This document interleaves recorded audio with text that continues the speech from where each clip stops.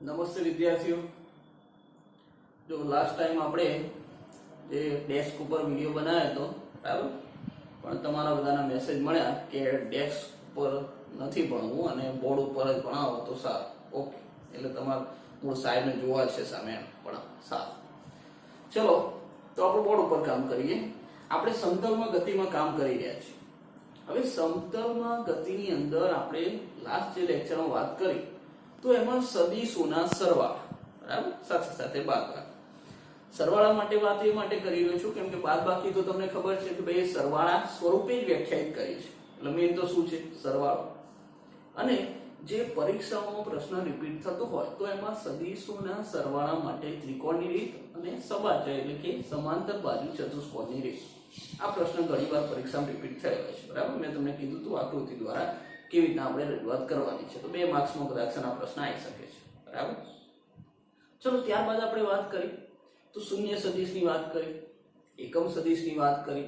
તો જો હવે આ કોઈ આપણી માટે એવા પ્રશ્ન નથી કે પરીક્ષામાં રિપીટ થતા હોય, પણ આપણને સમજ હોવી જોઈએ કે ભાઈ શૂન્ય સદિશ કોને કહેવાય, એકમ સદિશ કોને કહેવાય, અને એકમ સદિશને જાણતા હોય તો જ આપણે સદિશની દિશા દર્શાવી શકશું બરાબર। આગળ જતા ઘણા દાખલા આવશે, ઘણા પ્રશ્નો આવશે, એમાં કહેશે કે ભાઈ x અક્ષની દિશા અથવા y અક્ષની દિશામાં આટલા વેગથી આ પદાર્થ ગતિ કરી રહ્યો છે બરાબર।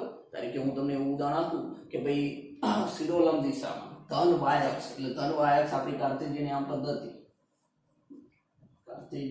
પદ્ધતિ આપણી x અક્ષ, આપણી y અક્ષ તમને ખબર છે ધન x આ ઋણ x, આ ધન y અને આ ઋણ y। હવે તમને એવું કીધું કે ભાઈ કોઈ પદાર્થ છે એ ધન y અક્ષ ઉપર ગતિ કરી રહ્યો છે, તો ધન y અક્ષ ઉપર ગતિ કરે એનો મતલબ પદાર્થ આ દિશામાં ગતિ કરી રહ્યો છે બરાબર। હવે મને એવું કે આ પદાર્થનો વેગ 30 મીટર પર સેકન્ડ છે। આ પદાર્થ ધન y અક્ષ ઉપર ગતિ કરી રહ્યો છે જેનો વેગ 30 મીટર પર સેકન્ડ છે। તો આપણે જ્યારે એનો વેગ દર્શાવીશું તો શું લખીશું? વેગ તમને ખબર છે પોતે સદિશ રાશિ, વેગને આપણે v વડે દર્શાવીએ, સદિશ છે એટલે માથે તીર મારી દીધું તો વેગ સદિશ। મેં કેટલું મૂલ્ય કીધું કે ભાઈ 30 મીટર પર સેકન્ડ ના વેગ સાથે પદાર્થ ઉધ્વ દિશામાં ધન y અક્ષ પર ગતિ કરી રહ્યો છે, તો મૂલ્ય કેટલું કે 30 બરાબર। એકમ શું છે? મીટર પર સેકન્ડ, વેગ છે એટલે વેગનો એકમ, પ્રકરણ 2 માં આપણે ભણી ગયા બધા એકમો તો હવે ખબર છે સારું। વેગ 30 મીટર પર સેકન્ડ, હવે કઈ દિશામાં? તો કે ભાઈ આ ધન y અક્ષ, તો એના માટેનો એકમ સદિશ કયો છે? યાદ કરો કયો? હા જે કે x અક્ષ ઉપર કે તો એકમ સદિશ કયો? તો i કે બરાબર। અને તમને સાથે સાથે z અક્ષ ખબર છે એ અસમતલમાંથી બહાર નીકળતી અને અંદર જતી સાથે સાથે ખ્યાલ છે। z અક્ષ માટે કયો? તો k। તો અહીંયા મેં એવું કીધું કે ધન y અક્ષ ઉપર, તો એનો મતલબ કયો એકમ સદિશ? j k પાય, તો અહીંયા લખી દઉં છું j k મીટર પર સેકન્ડ। તમને અગાઉ દાખલાઓ આવશે બરાબર કે આપણે જ્યારે સદિશોની વાત કરીશું તો આ રીતના મૂલ્ય લખ્યા હશે। શું લખ્યું છે? વેગ સદિશ કેટલો? 30 મીટર પર સેકન્ડ j k।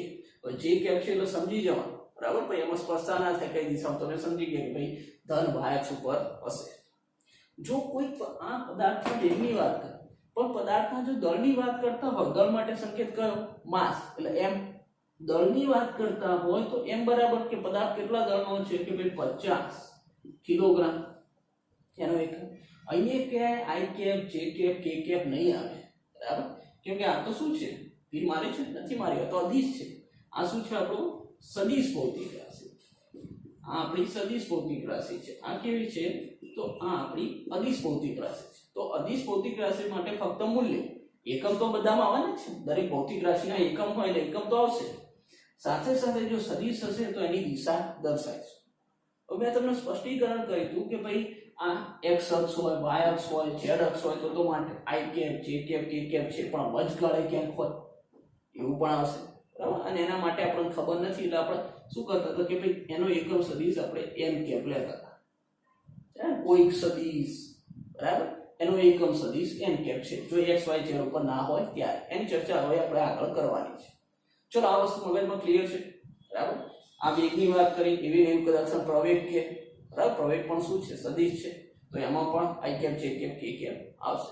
ચલો ક્લિયર મગજમાં? તો હવે મૂલ્ય તમને આ પ્રકારે લખેલું હશે. અદિશ હશે તો પ્રશ્ન જ નથી. અદિશ હશે તો પ્રશ્ન છે જ નહીં. ચાલો ક્લિયર. એટલે એકમ સદિશ આપણી માટે અગત્યનું છે. અને એકમ સદિશનું મૂલ્ય કેટલું? મૂલ્ય હા જવાબ તો આવવાનો નથી ને બાકી આપણે થોડા ગૂગલ મીટ ઉપર ભણાઈ રહ્યા ને. સારું, એકમ સદિશનું મૂલ્ય તો 1 એકમ. નામ પ્રમાણેના ગુણોત્તર આપણને ખબર છે. સારું, ચાલો સમતલમાં ગતિની અંદર ખાસ એકમ સદિશ અગત્યનું, કેમ કે દિશા માટે. અને આ તમે જે ચોપડો બનાવો છો, લખાણ કરો છો ને, તો એમાં જો આગળના તો મેં તમને ચેપ્ટરની શરૂઆત થઈ ત્યાંથી તમને કીધું છે કે અગત્યના જે મુદ્દા છે તો શરૂઆત અદિશ ભૌતિક રાશિ સદિશ ભૌતિક એનો તફાવત વ્યવસ્થિત લખેલો હોવો જોઈએ. બરાબર, એ આગળ તમારે આવવાનું છે. આમ તો હું જે લખાવું છું બોર્ડ પર બધું લખવાનું રાખો. બરાબર, હું તમને ખાસ જે બારે ઘડી રિપીટ થાય છે એ વસ્તુ કહી રહ્યો છું. એના પછીનો જે પ્રશ્ન રિપીટ થતો હોય તો સદિશોના સરવાળા, બરાબર, ત્રિકોણની રીત, સબાચારની રીત, એ પણ વ્યવસ્થિત લખેલું હોવું જોઈએ. તો તમે એક ચોપડો વ્યવસ્થિત બનાવશો તો એમાંથી વાંચી શકશો રીતે સમય. બરાબર, રિપીટ કરવું હોય તો એમાંથી આવડ રહેશે. સારું, હવે આગળ વધીએ આપણે. હવે આપણા માટે પ્રશ્ન છે કે ભાઈ તમે સદિશોના સરવાળા કરી રહ્યા છો તો એ સરવાળો સમક્રમી છે. બરાબર, મતલબ કે ક્રમના નિયમનું પાલન કરે છે, સાથે સાથે જૂથના નિયમનું પાલન કરે છે. દર્શાવો કઈ રીતના પાલન કરે છે.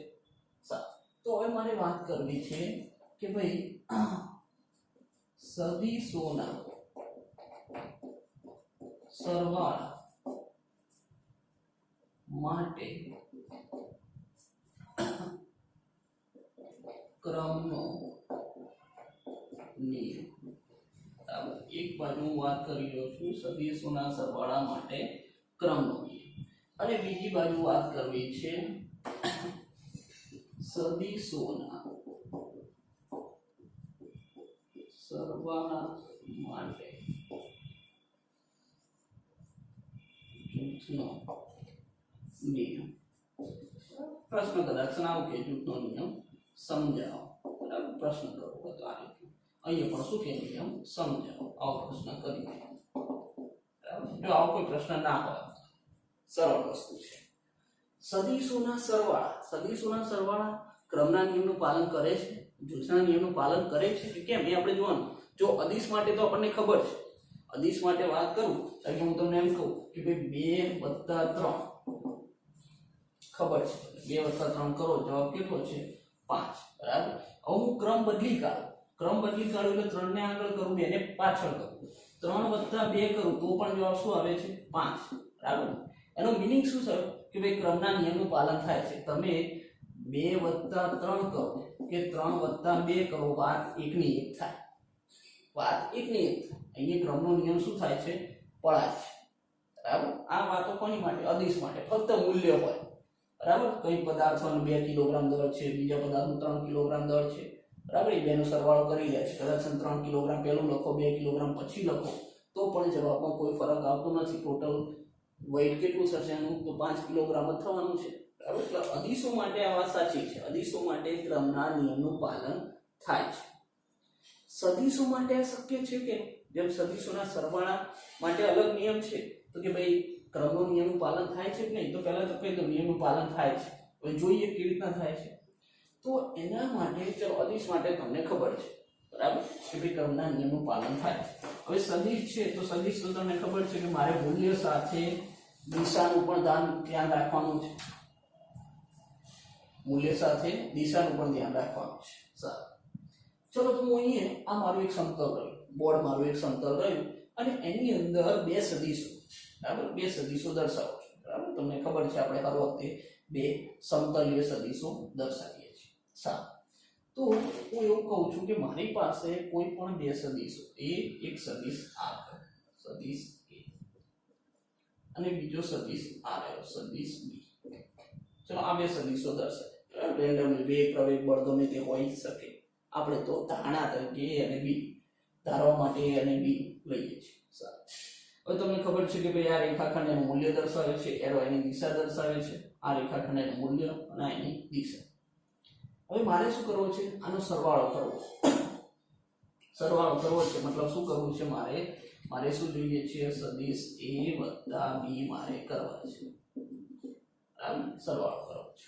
તો તમને ખબર છે સરવાળા માટે આપણો નિયમ ત્રિકોણની રીત આપણે જાણીએ છીએ. ત્રિકોણની રીત શું કીધી છે? તો કે ભાઈ એક સદિશના શીર્ષ ઉપર બીજા સદિશનું પુચ્છ ગોઠવા એ પ્રમાણે ગોઠવણ કરજો. પણ ધ્યાન શું રાખશો? ધ્યાન રાખવામાં કે ભાઈ એનું મૂલ્ય અને દિશા બદલાવી જોઈએ નહીં. આ વસ્તુનું ધ્યાન રાખવા. સારું, ચલો હું ગોઠવણ કરું છું કે ભાઈ મારો આ સદિશ એ રહ્યો, બરાબર, જેનું મૂલ્ય અને દિશા મેં બદલ્યું નથી. અને બીજો સદિશ મારો બી રહ્યો, એ આ બી, જેનું પણ મેં મૂલ્ય અને દિશા બદલી નથી. અને એક સદિશના શીર્ષ ઉપર બીજા સદિશનું પુચ્છ ગોઠવી કાઢો. હવે તમને ખબર છે કે ભાઈ પ્રથમ સદિશનું પુચ્છ અને બીજા સદિશનું શીર્ષ જોડી કાઢો તો તમને બંનેનો સરવાળો એટલે પરિણામી સદિશ મળી જાય. તો એ પરિણામી સદિશ શું થશે? આ રહ્યો મારો પરિણામી સદિશ a plus b થયો કે નહીં? ઓકે છે, a plus b થશે. સારું, ચલો હવે a plus b અને આપણે r કહી દઈએ, એને મોટા ભાગે આપણે r નામ આપીએ છીએ. તો કે ભાઈ મને r મળે છે a plus b. હવે શું કરું છું?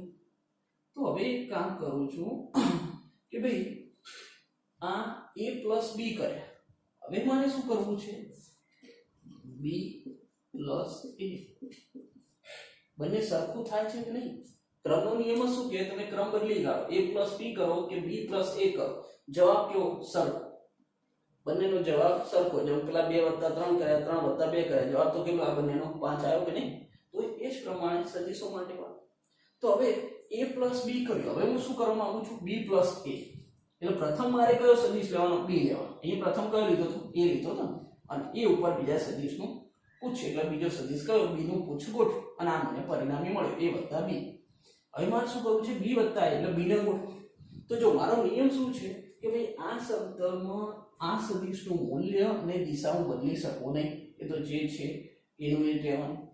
તો ચાલો એ આ સદિશ b, b સદિશ ક્યાં જાય છે? આમ જાય છે ને, તો એ આ દર્શાવ્યો સદિશ b, બરાબર. આ b આપણે તો ગોઠવણ કરી રહ્યા છે, મૂલ્ય અને દિશા બદલતા નથી.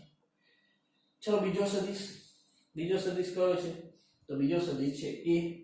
હવે આ b સદિશના શીર્ષ ઉપર a સદિશનું પુચ્છ ગોઠવવાનું છે. આનું પણ મૂલ્ય અને દિશા બદલાવી જોઈએ નહીં. તો જો આને કેવી રીતના ગોઠવું? કેવી રીતના ગોઠવું? જો આ a છે, આ દિશામાં a આ થયો, આ રહ્યો આપણો a. સમજી ગયા? બરાબર. એની દિશા અને મૂલ્ય મેં બદલ્યું નથી. ચલો હવે પરિણામી સદિશ. તો પરિણામી સદિશ જોઈ લો. પ્રથમ જે સદિશ, હવે પ્રથમ સદિશ આપણો b થઈ ગયો. હવે પ્રથમ સદિશ b થઈ ગયો. તો આનું પુચ્છ અને બીજા સદિશનું શીર્ષ જોડી કાઢો એટલે મને શું મળી જાય? પરિણામી મળી જાય. તો એ આ થયો મારો પરિણામી સદિશ b plus a.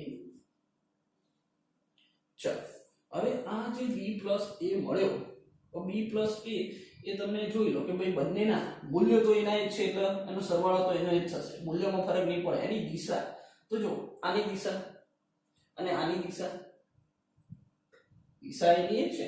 બંને કઈ દિશામાં જાય છે? આ જ દિશા. બંને જઈ રહ્યા છે એક જ દિશા. આ જે પરિણામી સદિશ r છે, આ પણ શું મળ્યો આપણને? r મળ્યો ને, કેમ કે a plus b કરો, b plus a કરો, એ r જ છે આપણો. જેમ પેલો જવાબ આવતો તો 3 + 2 5, 2 + 3 5, તો બંને 5 5 આવતા હોય, બંને r આવે છે. તો અહીંયા કહેવાય માંગુ છું કે ભાઈ તમે સદિશોના સરવાળા માટે શું કરે છે? ક્રમના નિયમનું પાલન કરે છે. મતલબ કે સમક્રમી છે. સમક્રમી છે. a + b કરશો, b + a કરશો, જવાબ એનો આવશે. અહીંયા મૂલ્ય તો તમને ખબર પડી કે મૂલ્યમાં તો વાંધો નથી, મૂલ્ય તો સરખું થવાનું છે, આગળ જોઈ ગયા. પણ દિશાનું ખાસ ધ્યાન રાખવાનું છે. તો ભાઈ આની દિશા પરિણામી આ બાજુ છે, આની પણ પરિણામી દિશા આ બાજુ જોવા મળે છે. બરાબર? ક્લિયર? સારું, ચલો આ વાત કોની કરી? સદિશોના સરવાળા માટે ક્રમનો નિયમ, અથવા તો એ કેવા છે? સમક્રમી છે, પાલન કરે છે. ક્રમ બદલાવ તો પણ જવાબ એનો એ પરિણામી સદિશ બંને એક જ દિશામાં એક જ મૂલ્ય ધરાવતા જોવા મળે. ઓકે. સદિશોના સરવાળા માટે જૂથનો નિયમ કે ભાઈ ક્રમના નિયમનું તો પાલન કરે છે, હવે જૂથના નિયમનું પાલન કરે છે. તો પહેલા અદિશ માટે યાદ કરો. ચલો હું તમને એમ કહું કે ભાઈ 2 + 3 + 4 કરો, કેટલા જવાબ થશે? 9 થશે. બરાબર છે. ચલો જૂથ બદલી કાઢો. એ જૂથ મેં 3 + 4 નું લીધું, તો એ જૂથ બદલી કાઢો. 2 + 3 + 4 કરું તો પણ તમને ખબર છે કે જવાબ શું આવવાનો છે? 9 આવવાનો છે. બરાબર. તો જો તમે જૂથ બદલો છો, જૂથ બદલે જવાબમાં કોઈ ફરક પડે નહીં પડે. કોની માટે? અદિશો માટે. ખાલી મૂલ્ય માટે વાત કરી રહ્યો છું. બરાબર. આ કોની વાત થઈ? ફક્ત મૂલ્ય માટે. એવું સમજી લો કે આ m1 m2 m3 છે. આ m1 બરાબર એવું વિચારી લો કે ભાઈ અહીંયા m1 બરાબર 2 કિલોગ્રામ, m2 બરાબર 3 કિલોગ્રામ અને m3 બરાબર 4 કિલોગ્રામ આપેલા છે. બરાબર. આ બધા શું છે? આપણા અદિશો. તો આમાં તમે જૂથ બદલો છો છતાં જવાબ એનો એ રહે છે. એનો મતલબ જૂથના નિયમનું પાલન થઈ રહ્યું છે. આશાની વાત થઈ અદિશો. પણ આ દળની જગ્યાએ હવે સમજી લો વેગ હોય, પ્રવેગ હોય, બળ હોય, આવી ભૌતિક રાશિ હોય જે સદિશ છે, તો ધ્યાન શું રાખવાનું છે? મૂલ્યમાં તો આમ જ થવાનું, દિશાનું ધ્યાન રાખવાનું છે. બરાબર. મેઇન પ્રશ્ન કયો છે? દિશા. કે પરિણામી સદિશ છે, આ જે પરિણામી છે એ બંનેની દિશા સરખી થાય તો જૂથના નિયમનું પાલન કરે. ક્લિયર ને? ચલો જોઈ લઈએ પાલન કરે છે કે નહીં. જો હવે આવો કોઈ પ્રશ્ન આવે નહીં, બરાબર, પણ આપણને સમજ પડવી જોઈએ કે ભાઈ સદિશોના સરવાળા અદિશોની જેમ ક્રમના નિયમ અને જૂથના નિયમનું પાલન કરે છે કે નથી કરતા, ખબર હોવી જોઈએ. સારું. ચલો અહીંયા હું સદિશો દોરું છું. બરાબર. સદિશો દર્શાવવા પડશે. ચલો હવે ગોઠવણ કરીને જ મૂકી દઉં છું. બરાબર. રેન્ડમ લેવા નથી દર્શાવતા. અને તમે જૂથ બનાવો છો એટલે મારે ઓછામાં ઓછા 3 સદિશોની તો જરૂર છે ને. સારું. ચલો આ એક સદિશ દોર્યો મેં, એ સદિશ. બરાબર. થોડો મોટો કરી લઉં. આ સદિશ એ. ચલો બીજો એક સદિશ દર્શાવું છું. આ છે મારી પાસે બી સદિશ. અને ત્રીજો એક સદિશ દર્શાવું છું. આ છે મારી પાસે સી સદિશ. ઓકે. સારું. ચલો હવે અહીંયા હું તમને એવું દર્શાવી રહ્યો છું.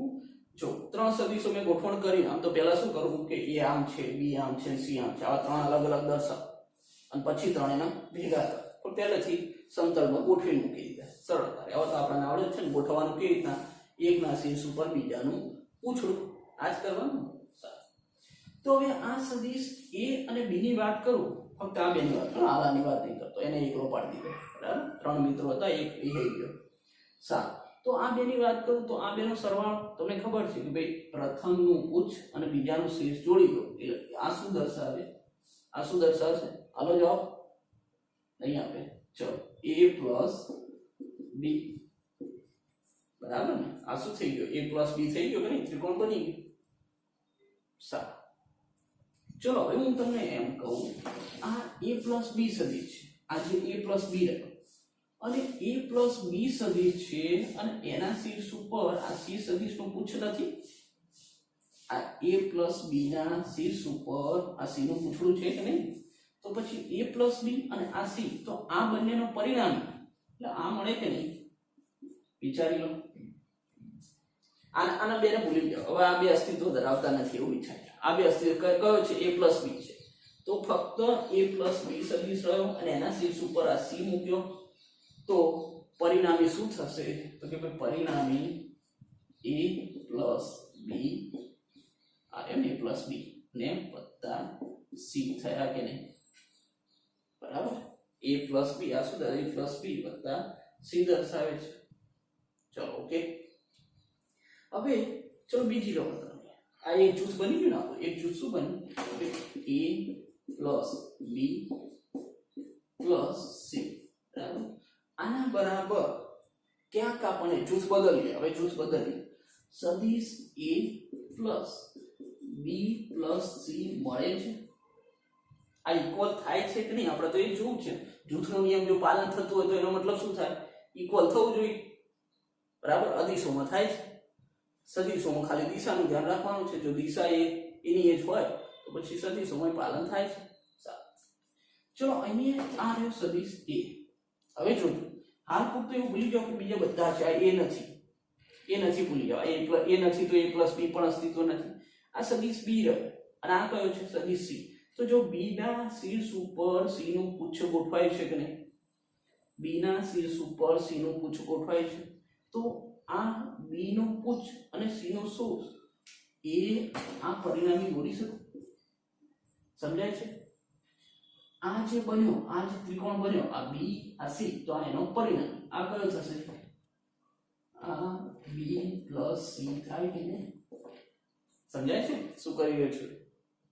બરાબર. આ સદિશ કયો છે? બી પ્લસ સી થયો કે નહીં? બી પ્લસ સી આ પરિણામી છે. આને લખી દો બી પ્લસ સી.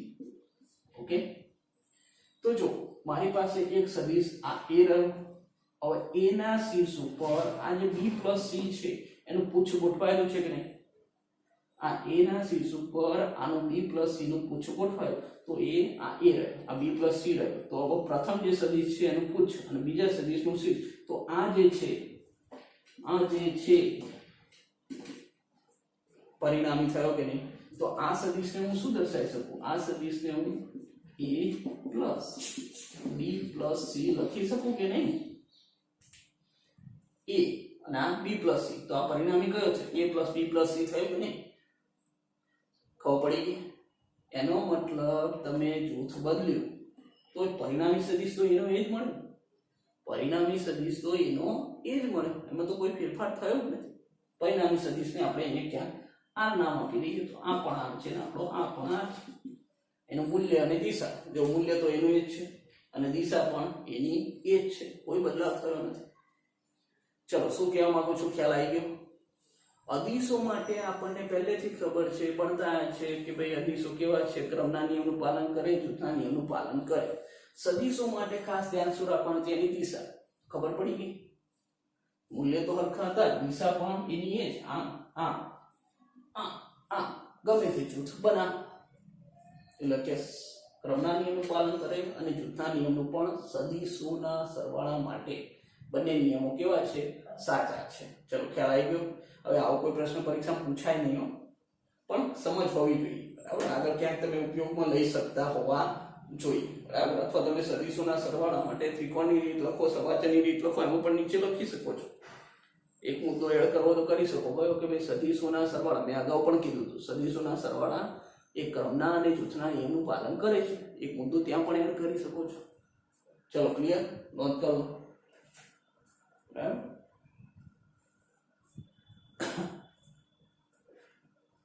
જો એક કામ આપું છું, ઘરે બેઠા બેઠા કરજો. બરાબર.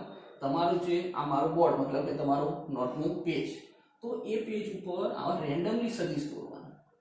આમે દોરે એવા રેન્ડમલી સદિશ દોરો અને એ સદિશમાં હું ચકાસો. બરાબર. મેં આમ દોર્યો, તમે આમ જવા દો. બી ક્યાંક આમ જવા દો, ગમે ત્યાં દોરો. નિયમ તો એનો એ જ લાગુ પડશે. નિયમ કયો? એકના શીર્ષ ઉપર બીજાનું પૂછ ગોઠવવાનું. નિયમ તો આનો જ લાગુ પડશે. તો હું રેન્ડમલી પ્રેક્ટિસ કરું તો ખબર પડશે. બરાબર. ચલો, ક્લિયર છે? બરાબર. આ નોંધી લેજો અને આ નોંધી લેજો. ઓકે, થઈ ગયું? 1 2 3. Okay, done. સારું. ચલો, હવે મારે આગળનો મુદ્દો જોવો છે. તો સદિશોનું વિભાજન કરવું છે. ભાગ પાડી દઈએ. ભાગલા પાડો અને રાજ કરો. રાજ ક્યાં કરવાનું? આમ તો બધું મોજે દરિયા છે તમારે.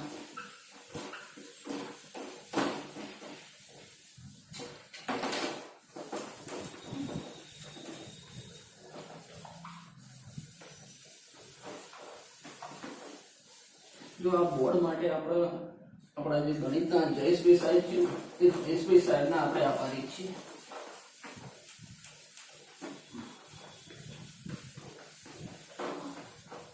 બોર્ડ મૂકતા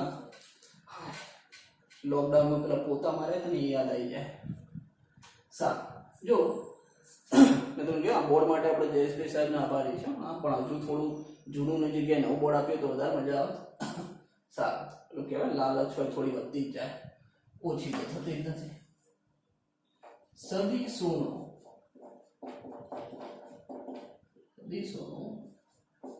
વિભાજન.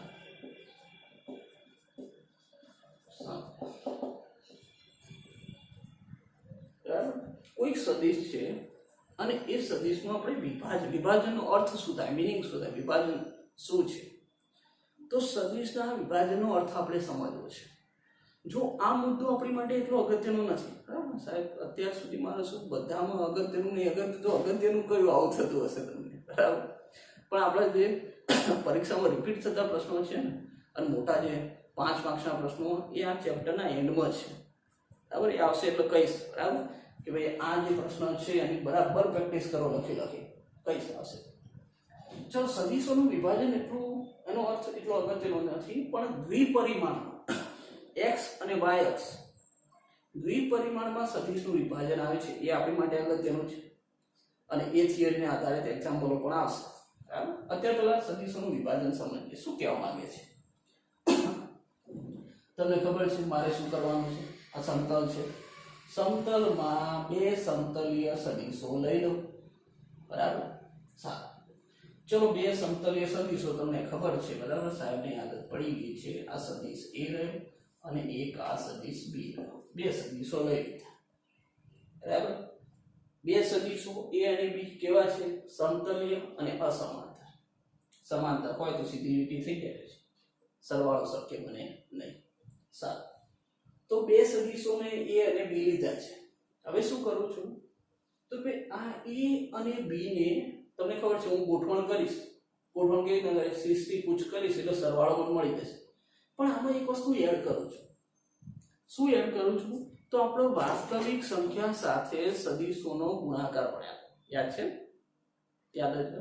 સારું, તો વાસ્તવિક સંખ્યા એટલે શું કરતા હતા? તો આપણે કોઈ પણ સદીશ હોય એને ધન સંખ્યા સાથે ગુણ્યા, ઋણ સંખ્યા સાથે ગુણ્યા, બરાબર? તો એનું મૂલ્ય એકલા ગણું થતું. 2 વડે ગુણો તો 2 ગણું થાય, 4 વડે ગુણો તો 4 ગણું થાય, બરાબર ને? અને એના માટે ધન સંખ્યા માટે તમને ખબર હોય તો હું લેબડા સંકેત વાપરતો હતો, બરાબર? તો આ સદીશ એ જે છે ને એને હું કોઈક સંખ્યા વડે ગુણું છું, કોઈક અદિશ વડે ગુણું છું, બરાબર? ફક્ત મૂલ્ય એટલે અદિશ છે, એકલું મૂલ્ય એટલે અદિશ છે. તો સદીશ એ છે, બરાબર? એને હું કોઈક અદિશ વડે ગુણું છું. એ અદિશ કયો? તો લેમ્બડા, બરાબર? આ સદીશ એ. હવે એને હું 5 વડે ગુણું તો 5 એ થઈ જાય ને, બરાબર? મૂલ્ય એટલા ગણું થાય અને દિશા તો એની જ લેવાની, બરાબર? એટલે એ જે 5, 10, 20 જે લેવાય એને મેં લેમ્બડા સંકેત આપે, કેમ કે આપણે રેન્ડમલી લઈ રહ્યા છીએ, બરાબર? એવો કોઈ પાકો આંક નહીં લેતા, લેમ્બડા સંકેત સ્વરૂપે વાત કરીએ, ગમે તે લઈ શકો. ચલો, હવે એ જ પ્રમાણે 20 સદીશ છે. બેને પણ કોઈ વાસ્તવિક સંખ્યા સાથે ગુણ, અહીંયા એક વાસ્તવિક સંખ્યા લેમ્બડા સાથે ગુણ, બીજી કોઈ અહીંયા ધારો કે 5 વડે ગુણ્યા તો અહીંયા 4 વડે ગુણ્યા હોય, 8 વડે ગુણ્યા હોય, ગમે તે હોઈ શકે. તો હું એને દર્શાવું છું કે ભાઈ એ આપણો b રહ્યો, અને એને હું કોઈ સંખ્યા સાથે તો એના સંકેત આપું છું b, બરાબર? અહીંયા વાસ્તવિક સંખ્યાને લેમ્બડા સંકેત આપ્યો, અહીંયા વાસ્તવિક સંખ્યાના μ સંકેત આપ્યો. તો તમને ખબર છે કે ભાઈ આ બંને જે સદીશો એકના શીર્ષ ઉપર બીજાનું પૂછડું ગોઠવ્યું છે, તો પરિણામી સદીશ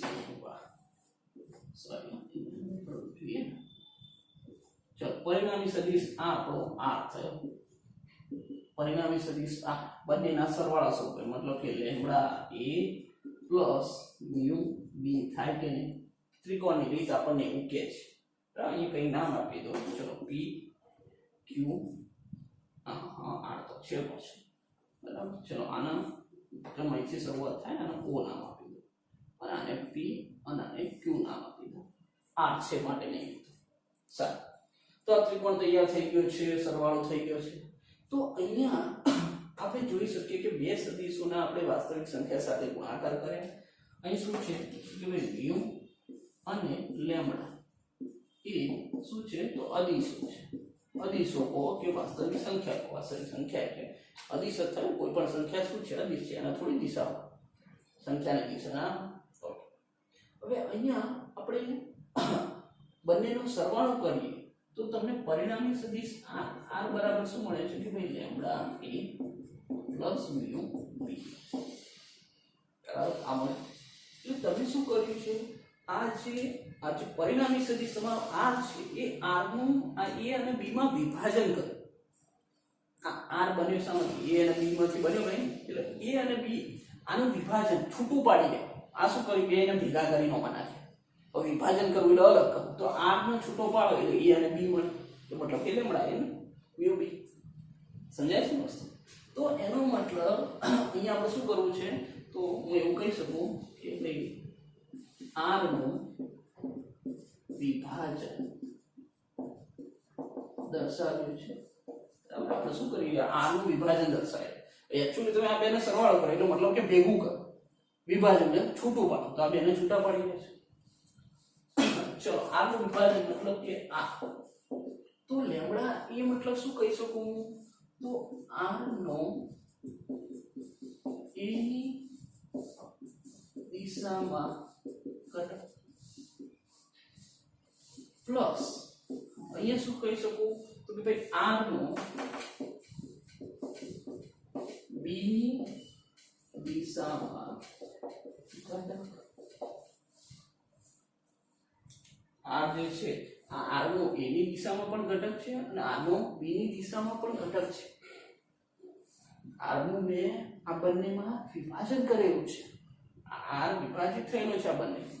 બરાબર, હવે એકચ્યુઅલી આપણે આ રીતના વિભાજન કરવા નહીં આવતું, પણ આપણે બધી વાતો શાની છે, સમતલની છે. સમતલ એટલે દ્વિપરિમાણ. દ્વિપરિમાણ મતલબ x અક્ષ અને y અક્ષ. તો આપણે જે સદિશનું વિભાજન કરવાનું છે એ કેવી રીતના, x અને y અક્ષ ઉપર વિભાજન કરવાનું છે. બરાબર, એટલે કે અહીંયા એનો x દિશામાંનો ઘટક અને y દિશામાંનો ઘટક આવશે. જેમ અહીંયા a ની દિશામાંનો અને b ની દિશામાંનો ઘટક આવે છે. થોડો આછો પાતળો ખ્યાલ આવ્યો હશે.